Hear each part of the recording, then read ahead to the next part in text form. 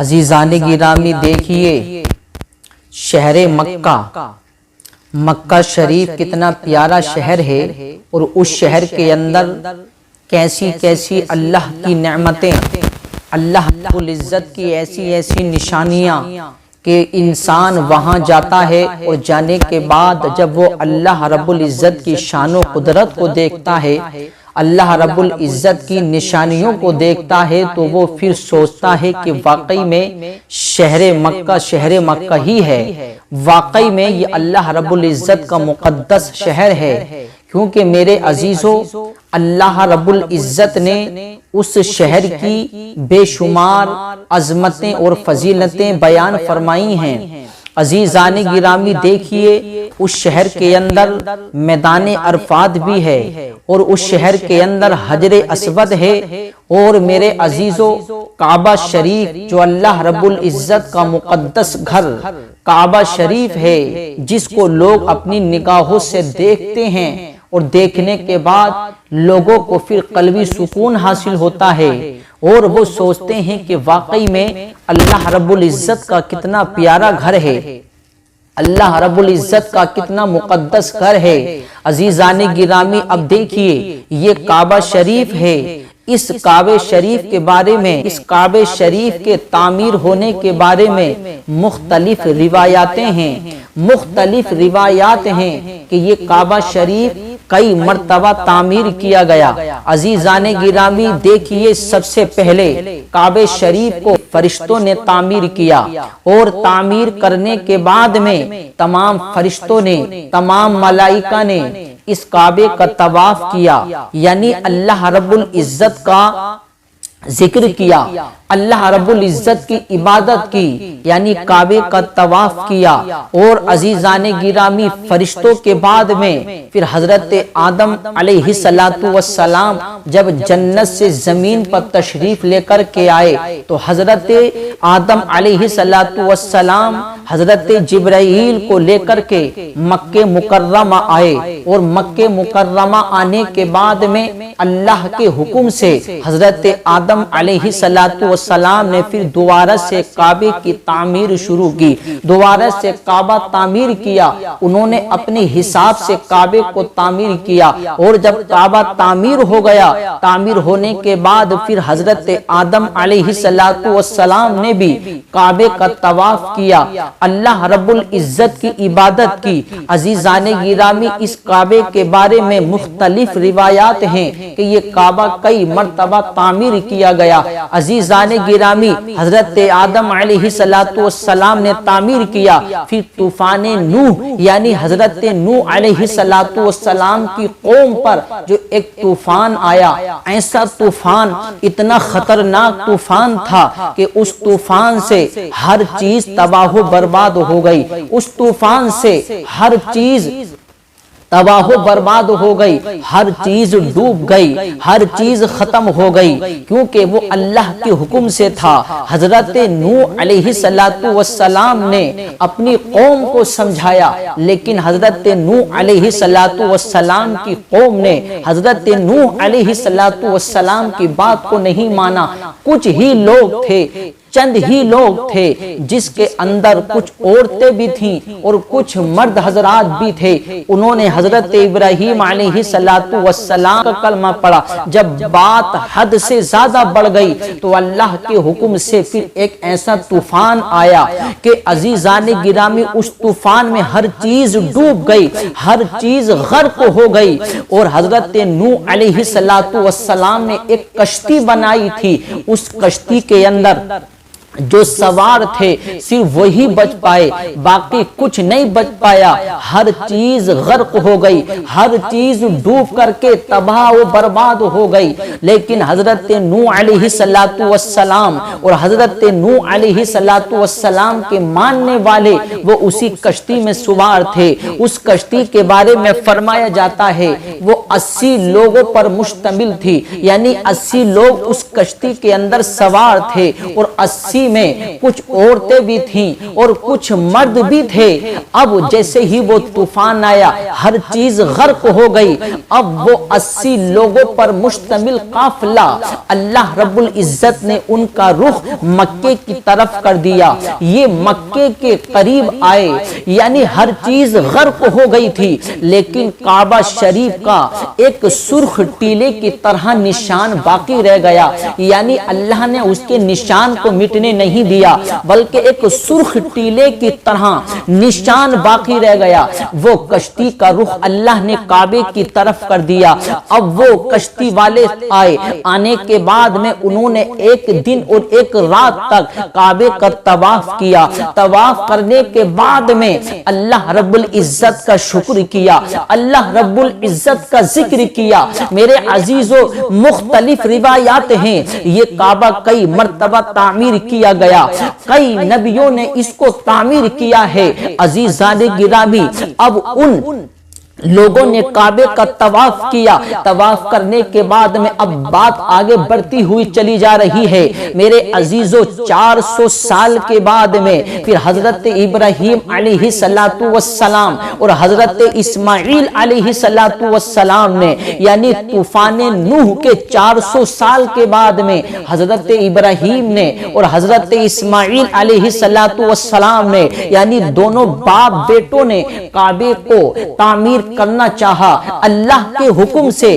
حضرت ابراہیم علیہ السلام نے اپنے بیٹے کو حکم دیا, اے بیٹے اسماعیل اس کی بنیاد کھودنی شروع کرو, اس کی نیو کھودنی شروع کرو. حضرت اسماعیل علیہ السلام نے نیو کھودنی شروع کی تو میرے عزیزوں کعبے کی بنیاد نظر آ گئی. اور کعبے کی بنیاد جیسے ہی نظر آئی تو کعبہ تعمیر کرنا شروع کر دیا. اب کعبہ تعمیر ہو رہا ہے.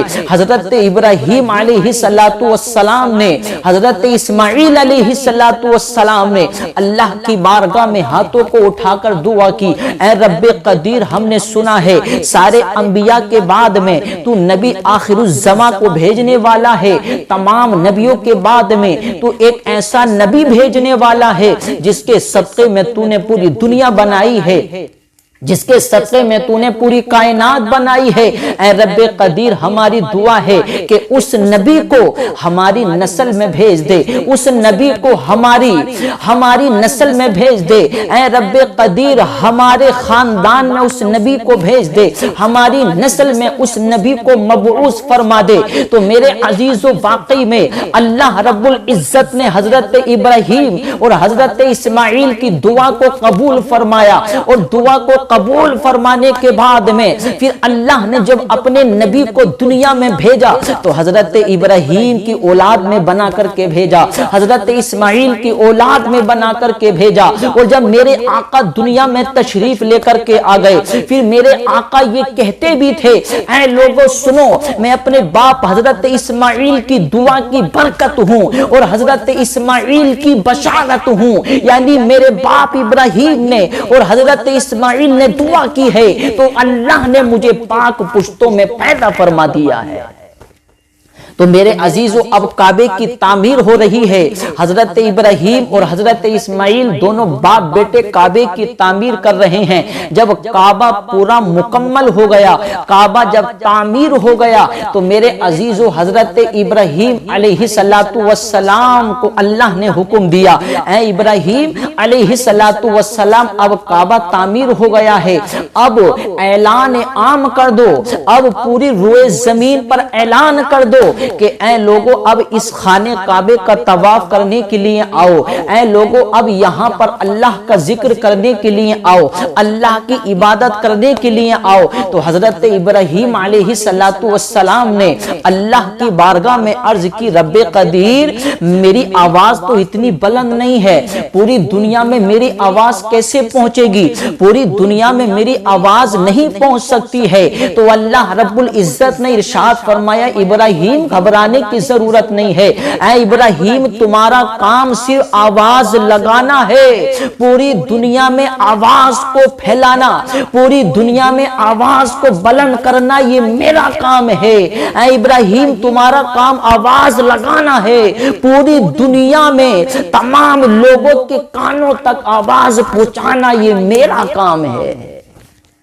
پھر واقعی میں میرے عزیزوں حضرت ابراہیم نے آواز بلند کی تو اللہ نے اس آواز کو اتنا بلند کر دیا، اللہ نے اس آواز کو پوری دنیا میں اتنا پھیلا دیا۔ میرے عزیزوں وہاں کے لوگوں نے بھی سنا، پوری دنیا کے لوگوں نے سنا، اور کمال یہ ہے کہ جو دنیا میں اس وقت لوگ موجود تھے انہوں نے بھی اس آواز کو سنا، اور سننے کے بعد میرے عزیزوں کمال تو یہ ہے کہ جو لوگ موجود تھے انہوں نے بھی سنا، اور جو بچے ماں کے پیٹ میں تھے یعنی ماں کے شکموں میں تھے ان بچوں نے بھی اس آواز کو سنا۔ اور کمال یہ ہے کہ جو بچے ماں کے پیٹ میں نہیں بلکہ ابھی ان کا پتہ بھی نہ تھا لیکن وہ دنیا میں آنے والے ہیں، یہ معلوم ہے، یعنی وہ آدمیوں کی پشتوں میں جو ماں کے شکموں میں آنے سے پہلے باپ کی پشت میں ہوتا ہے بچہ، یعنی وہ باپوں کی پشت میں تھے،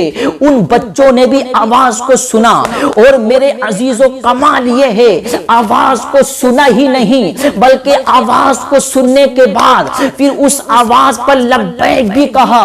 تمام لوگوں نے، تمام بچوں نے اس آواز کو سن کر لبیک کہا کہ لبیک یا ابراہیم، ہم آپ کی آواز پر لبیک کہتے ہیں۔ میرے عزیزوں واقعی میں کمال یہ ہے تمام نے اس آواز کو سن کر لبیک کہا۔ اب کسی نے ایک مرتبہ لبیک کہا، کسی نے 2 مرتبہ لبیک کہا، کسی نے 3 مرتبہ لبیک کہا، تو فرمایا جاتا ہے جس نے سن کر جتنی مرتبہ لبیک کہا ہے وہ اتنی مرتبہ زندگی میں حج بھی کرے گا، اتنی مرتبہ اللہ اسے حج جیسی دولت سے بھی نوازے گا۔ تو میرے عزیزوں یہ شان ہے اللہ کے نبیوں کی۔ حضرت ابراہیم علیہ السلام نے کعبے کی تعمیر کی، کعبے کی تعمیر کرتے ہیں، ایک پتھر ہے، وہ پتھر بھی جنت سے ہی آیا، وہ پتھر بھی جنت سے ہی منگایا گیا، اس لیے اس جگہ کو مقام ابراہیم کہتے ہیں، یعنی ایک جگہ ہے مقام ابراہیم، اس کے بارے میں اللہ نے قرآن میں بھی فرمایا وَاتَّخَذُوا مِن مَقَامِ إِبْرَاهِيمَ مُصَلًّى کہ ابراہیم کے کھڑے ہونے کی جگہ کو نماز کا مقام بناؤ، یعنی اللہ نے اس پتھر کا ذکر بھی قرآن میں کیا ہے، اللہ نے اس جگہ کا ذکر بھی قرآن میں کیا۔ اور واقعی میں جب حاجی لوگ وہاں جاتے ہیں تو وہاں مقام ابراہیم کے پاس میں کھڑے ہو کر 2 رکعت نماز بھی پڑھی جاتی ہے، نماز بھی پڑھتے ہیں۔ اور میرے عزیزوں یہ حضرت ابراہیم علیہ السلام کے قدموں کی برکت ہے، حاجی لوگ وہاں جاتے ہیں اور واقعی میں اس نظارے کو دیکھتے ہیں کہ حضرت ابراہیم نے جس پتھر پر کھڑے ہو کر کعبے کی تعمیر کی تھی تو حضرت ابراہیم علیہ السلام کے قدموں کی برکت یہ تھی میرے عزیزوں کہ آج بھی وہاں پر حضرت ابراہیم کے دونوں قدموں کے نشان اس پتھر پر باقی رکھے ہیں۔ اللہ نے حضرت ابراہیم کے پاؤں کے نشان اس پتھر پر باقی ہیں، اس لیے اللہ کو وہ پتھر اتنا پسند آیا۔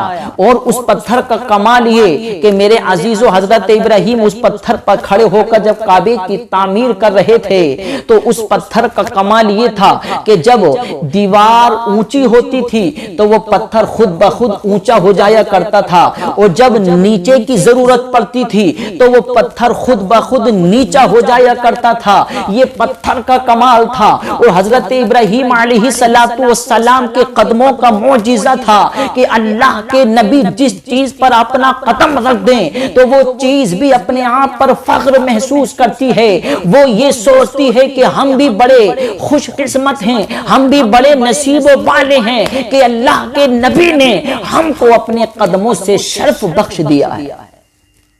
تو میرے عزیزو واقعی میں اللہ رب العزت نے اس پتھر کی ادا اتنی پسند کی، اللہ نے اس کا ذکر قرآن میں کیا ہے، اور واقعی میں میرے عزیزو یہ شان ہوتی ہے۔ اور اللہ رب العزت نے اس پتھر پر حضرت ابراہیم علیہ السلام کے دونوں قدموں کے نشان باقی رکھے ہیں، اس لیے اللہ قرآن میں بھی فرماتا ہے فیہ آیات بینات مقام ابراہیم۔